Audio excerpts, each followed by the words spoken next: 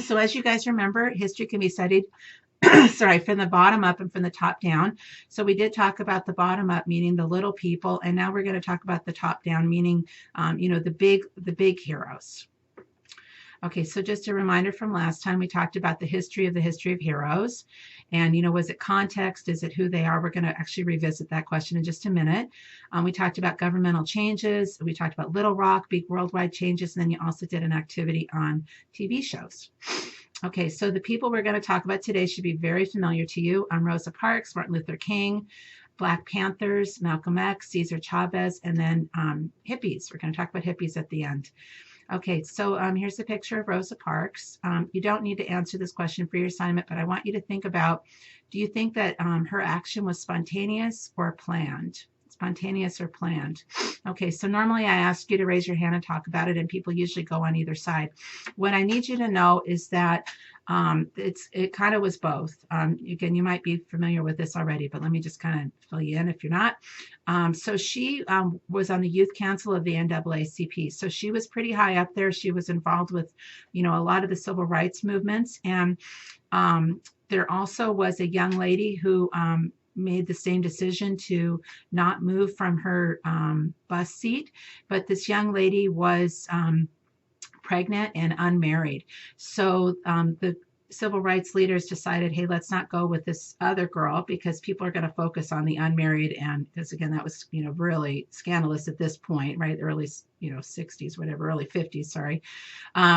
Anyways, so they decided to go with Rosa Parks. The other thing is, in a way, it was spontaneous because remember I told you guys about the bus driver and how the bus driver could drive away. Well, this bus driver had done exactly that to Rosa Parks. So when she saw him, she said, oh, this is it, and I am tired today. So I think in a way it's both. Okay, so your question one is to look back at you're going to look at your primary source. And only based upon this interview, how would you describe Mrs. Parks' personality? You need 2 short quotes with analysis to get full credit, a possibility of full credit. Okay, so Martin Luther King, I'm not going to do a big lecture on him because all of you probably heard about him since you were about 5 years old.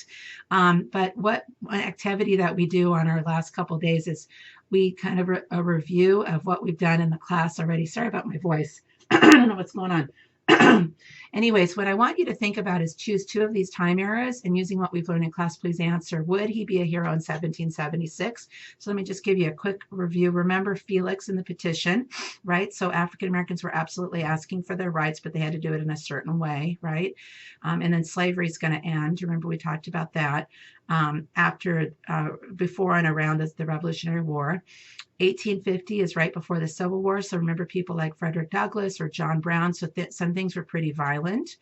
Yeah, just remember that. 1920 Harlem Renaissance. Would he be a hero during that time or now? So please choose 2 of those, and that'll be your question 2. Question 3, regarding the speech that he gave at the March on Washington, so that's 1963. That was the I Have a Dream speech. What especially struck you as new, as something you didn't remember being in the speech? So you just need 1 short quote with analysis. So again, point out, something that you didn't really know was there. Okay, it's a pretty neat speech. It's a hugely neat speech. All right, so now we're going to talk about the Black Panthers, and they were much more militant, I guess you'd say, or extreme, with their views. So what you need to know is they did start in the later 1960s, mostly in Oakland, but they also had a branch here in Los Angeles. And the three of the things that they asked for was full employment, exemption of Black men from military service, and the end of police brutality. So a lot of what, really important things. And what I want you guys to do is, first off, take a look at this quote. And here what they're saying is, we don't want to integrate. Why are you setting this, white standard as the standard, right? We want to stay separate. And that actually is a question I usually ask on the final exam, which you will not have to take. But who believed in segregation? And remember, that would be Booker T. Washington, Zora Neale Hurston, and the Black Panthers would definitely think, hey, segregation, let's keep separate. Okay, so question 4, regarding that primary source, what are your thoughts about these demands and rules? What do you think most of society's response would be? Do you think the program was helpful to the Black Panther cause? And 2 short quotes with analysis, please. Okay, so this is going to be most of the lecture right here, you guys, is on Malcolm X. And let's take a look at his 4 names. Boy, I don't know what's going on with my voice. Sorry about that. Okay, so this was arranged by somebody else on the internet that said, hey, the way you can tell the story of Malcolm X is by his 4 names. So I'm going to be going through that, and then you will need this information to answer some questions later. But Malcolm X was born in 1925. You don't need to know that, but just you can kind of put it in context. And his original name was Malcolm Little. So a couple things that you should know. When he was 6 years old, his dad was run over by a streetcar, and he was probably tied down to the tracks by white supremacists. But the insurance company said, no, he committed suicide, which was absolutely insane, right? I mean, there's just no way. How did he tie himself up on railroad tracks? So his mom went insane. She did go insane, and she was put into a mental hospital. So when Malcolm Little was 14 years old. So Malcolm was put into different foster homes. When he told his favorite teacher who that he wanted to be a lawyer, his favorite teacher said, you know what, you can't, don't think that way, because you're African American. You need to think about being a carpenter. Just something that I had recently learned is Malcolm actually went to a school that was all white, which I thought was pretty interesting. But anyway, so he got involved in some kind of low budget crime stuff, hustling and stuff, and that's when they called him Red, because he had red tint to his hair. And one thing that's important about this time is he did used to use some pretty powerful chemicals to make his hair seem more white, which like a white person's hair, really straight. He went through a lot of pain with that, and that's going to work into the story in a little bit. So he did end up going to jail, and when he was in jail, he met some people from the Nation of Islam. This is not traditional Islam, like that started in 600 CE, right? This is the Nation of Islam. It was led by a gentleman named Elijah Muhammad, and they believed that white men were the devil, and that, if all things went well, that white people would, all go away. So they took on, Malcolm became part of that group, and he took on the name Malcolm X because they also believed that the names like Little were slave master names that the slaves took on once they were freed. So he became Malcolm X. And Malcolm X had a lot of charisma. I love showing the film Malcolm X. I show a segment where he basically nods his head or uses his pinky and, to point someplace, or uses his pointing finger, whatever, to point someplace, and hundreds of men, completely disciplined, move. And he's standing up for somebody that was brutalized by the police. And because of his power, he was able to see this person and get him to a hospital and whatever. So anyways, I really recommend that book. But anyway, so Malcolm X had so much charisma that he became kind of a threat to Elijah Muhammad. Elijah Muhammad told him, I want you to kind of keep low and do not go to the March on Washington. Do not comment on JFK's assassination. But that's exactly what Malcolm X did. He commented on the March on Washington. He said, why are we marching in front of a president who don't like us much anyway? In other words, Abraham Lincoln, right? And then with JFK, he said that the chickens came to roost. In other words, JFK had it coming. So Elijah Muhammad, was getting pretty tired of Malcolm X and how powerful he was. And so it is believed that he started to plan some assassination attempts. So Malcolm X ended up leaving Nation of Islam, but he still was, really believing in segregation, which that would be another one. Malcolm X believed in segregation for a lot of his, this part of his life. But he ended up going to the Middle East, and what he saw was that Muslims were all colors, and that's when he joined traditional Islam and became Malik al-Shabazz.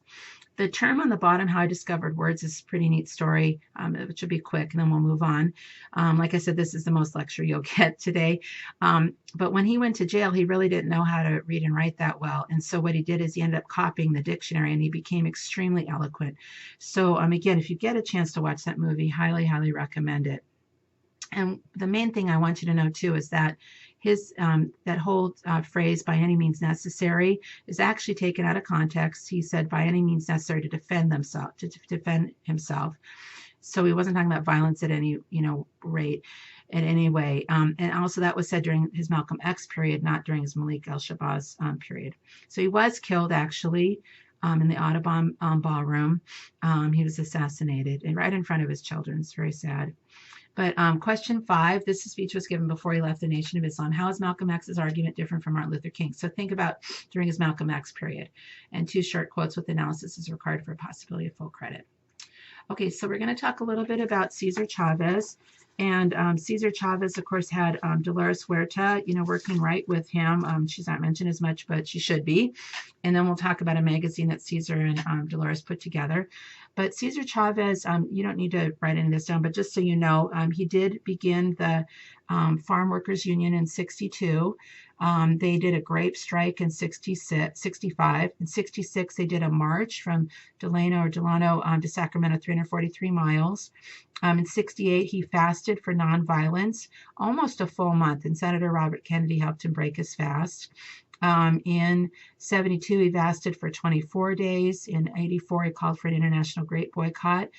In 88, he fasted for 36 days. In 93, he died actually in 1 month into a fast. So as you guys, I'm sure, well know, he stood up for the rights of Chicano, that was a new word at this time, workers. So we do have a lot of Mexican citizens that are coming in. 1951, we have 204,000 Mexican citizens coming in to help with the labor shortage because a lot of our American citizens are gone to Korean War.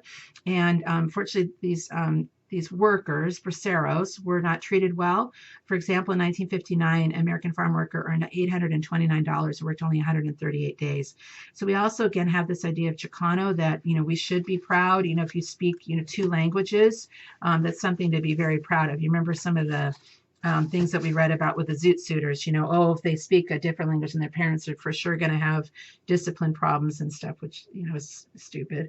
But anyway, so that's Cesar Chavez, and here he is speaking. The magazine that he did was called El Malcriado, and I've had lots of people interpret that differently. I've understood like it's a crybaby or something, or a spoiled baby, something like that. But take a look at some of these. I usually do an activity with this. But we have the contractor, the grower, and look how the farm worker is being treated. And then here making a statement about, hey, poverty in U.S. is not much greater than the poverty in Mexico. Here the patroncito got so fat. You wouldn't know I took 5 years of Spanish, would you, with my accent? Anyways, so he's eating the farm worker. There he's wringing the farm worker out to get everything he can from him. But then here the farm worker's running and then finally stands up and says, nope, I'm not going to do this, right? I think this is Huerta fight. Okay, so taking a look at that primary source regarding speech by Cesar Chavez. How did Cesar Chavez carry on the legacy of Martin Luther King Jr.? Was his cause different from MLK's? 2 short quotes with analysis, from the speech, right? Required for a possibility of full credit. Okay, so now we're going to go into hippies, drugs, pop art, and peace, and really love doing this the last day of class.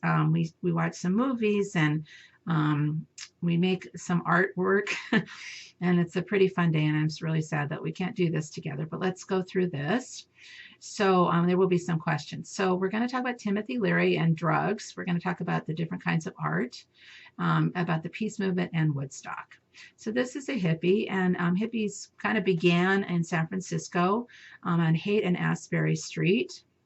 And this is like a hippie bus.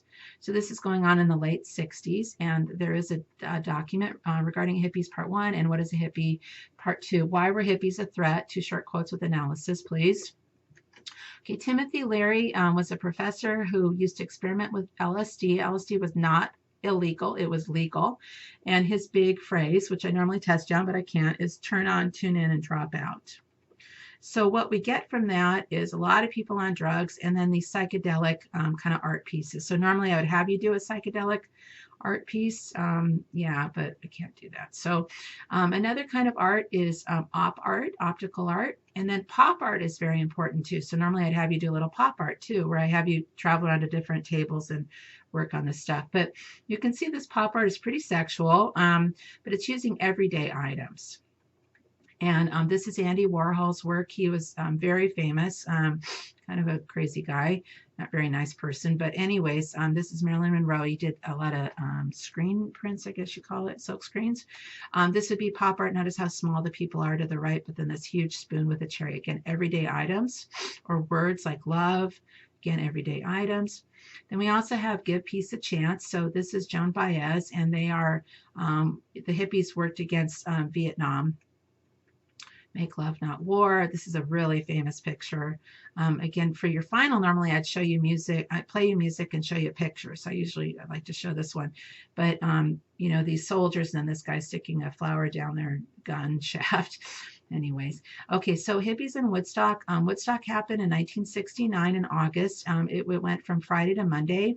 The people who bought tickets actually couldn't even get in because the roads were completely jammed. It was in like New York, upstate New York, but there were 500,000 kids that came, and people were worried there's going to be riots. It was raining really hard. They asked the bands to play twice as long to, you know, make sure that the kids don't riot, and really it was very peaceful. So some of the artists would be Jimi Hendrix, Janis Joplin. Here's some kids that are, you know, relaxing, enjoying the music. So memories of Woodstock. Would you want to be at Woodstock? Why or why not? 2 short quotes with analysis are required.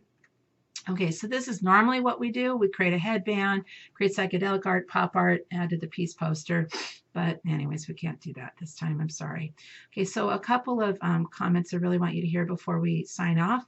So it has been an honor and a pleasure. The reason why I think American history is so important is a lot of people at Dominguez are going from the working class wanting to get into getting middle class jobs, getting college educated jobs. And even if this job, this class seems like it has nothing to do with your major, it's actually really important.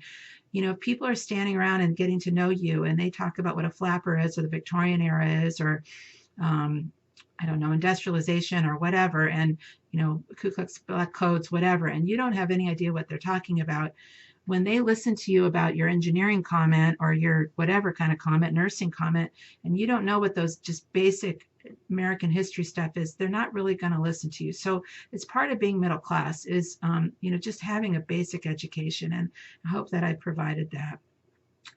So I usually do ask how many are the first to go to college in their family, and a lot of kids from Dominguez are the first. And what I want to say is that's why I love teaching young adults, and I've taught adult ed too. But very few children are less educated than parents. So your children will very likely get either the same amount of education as you or more. So you're affecting generations to come. And another thing that another teacher had said is that the only action that can equal or surpass the tremendous accomplishment of immigration is getting a college education. And that's what you're doing. So you are, again, furthering your family. So I do write very good recommendations. People usually win stuff, but I need a few weeks notice. I have some really nice things to say about you, especially going through all of this transition. And then the main thing I want to tell you guys, and this gets me a little teary, is one reason why I love coming to Dominguez is you were brought up well. I think I spelled Dominguez wrong. Sorry. Anyways, you were brought up well. Kids at Dominguez are very respectful. And I've had people, you know, those guys that pass out Bibles, they've noticed when they go to Long Beach versus Dominguez, they say, you know, even if they don't want a Bible, these kids are just polite. You were brought up well. And may I say that when you go for a job, that is so important. That's how I got one of my first jobs, is because he thought that I was respectful. And they're going to want you because they want to work with people that are nice and respectful. And I just absolutely wish you guys the best. Okay, that's it. Thanks so much.